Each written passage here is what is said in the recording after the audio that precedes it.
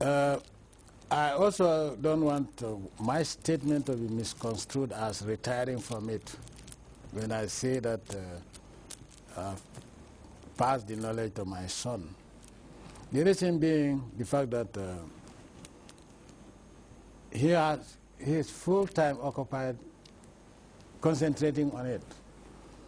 When we started the treatment, because that was the start, I wanted to make sure that everything is made very clear, because the patients need special attention almost 24/7. And you, maybe, if you had observed those years, most of the time, from 8 o'clock in the evening, sometimes from 4 p.m. up to the following day, 6 a.m., we are treating patients, and from there we go pray our Fajr prayers, prepare, and then come to the office, and then the following day at 2, 3. Now, if I have to continue that, there's no way the two can go together. As president, nation builder, and then taking care of patients, one would suffer. And obviously, I am the head of state. I'm supposed to build this country, and I give that more priority than treating patients. And so, if I can have somebody who can take care of it, that was what I was looking for, and thank God my son is doing it, so that's the bottom line. But it does not really mean that, oh, now Jami is retired, no. I'm still doing a lot of work. I still discover new medicines, and I hand it over to them to do the treatment. And when I have time to go and supervise, I go and supervise. All these treatments, the beginning of any treatment, I have to be there. That's obligatory. I have to start the treatment and hand it over to them. So let nobody have the notion that, oh, the president now has retired, is Ansu who is taking care of it. No. Even as it is, whenever they have a problem, they have to call me and say, oh, we have this problem, how do we fix it? I tell them what to do, and if it is just here nearby, I can tell them, okay, bring the patient and then let me administer this and that, and then show them what to do in the event that a similar occurrence happens. So I have not retired, and I will still be a herbalist up to the day I leave this world. I will provide treatment where I can. Where I cannot, I can prepare the medication for it to be applied, because all what they are doing is just applying the medication based on my instruction. But as I said, my priority area in treatment in herbal medicine is those diseases that are classified as incurable, that there's no medication for that. It is not true. There is medication for them. We can only say we don't have medication for it. As I said, the Prophet ﷺ was asked a question about ailments, illnesses and their treatment. Which diseases are curable and which diseases are incurable? And if I remember well, I think he talked about 2 or 3 ailments that are not curable. One is old age, and the other one is death, because there's no medicine to prevent him from dying. So sometimes in Western medicine, because they don't believe in God, they say, oh, if it were not for us, this person would have died. That's not true. The medicine didn't save. The medicine stopped the ailment because Allah doesn't want the person. It's not Allah's time for the guy to die. You will also would have noticed that, interestingly enough, way back in 1998, 99, they pronounced certain heads of state to live only not beyond 4 years. One of them was given 6 months, in fact. He lived more than that until he was killed recently. The other one was given 4 years to live. He's still healthy, but also is in a jail. So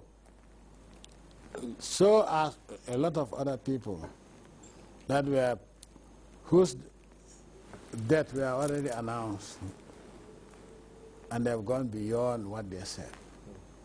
Now, the interesting bit about all this is that we talk about Western medicine. Now, is Western medicine not from herbs or natural existing substances? I think 80% of so-called Western medicine is taken from plants and other naturally existing substances. So there is nothing Western or Eastern or African about it. One also should ask yourself, somebody said it during the 6th anniversary, and this was also what I said before. Before the advent of Western medicine, European commercialized pharmaceuticals, Africans, you go to every village, you find an African who is 90 and above, who is normally the eldest. Or you'll find 3, 4 people that would be competing as to who is the eldest.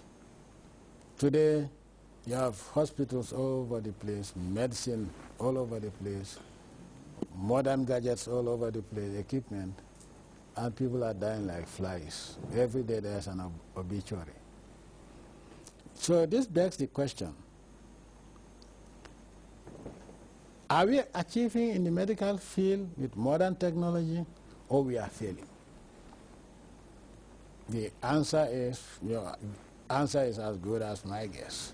I'm not going to put a pronouncement on that, but I believe that when there weren't a lot of Western medicine in Africa, Africans lived healthier, longer, and better lives. Also, let me not be misconstrued as saying anything Western is bad. But where we live, I don't think Gambians have ever seen snow in the Gambia. In the West, they see snow every year. Or in some countries, you see snow every day. Now, if you want to conform your diet, here it's baking hot.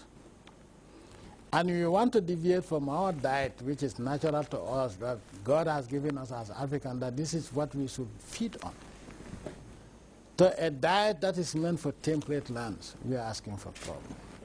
So when you look at Gambia today, compared to Gambia 25 years ago or 30 years ago, you look at the Gambians, you can see a marked difference.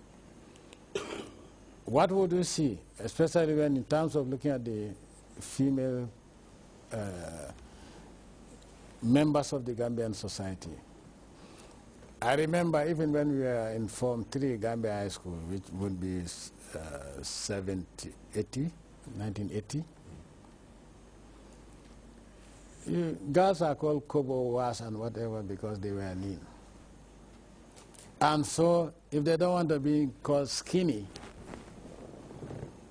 they have to take what they used to call periactin to gain weight. And then I remember a lady called Nyimanding, who used to say that the former president was her husband, a huge lady. They say she suffered from an overdose of periactin.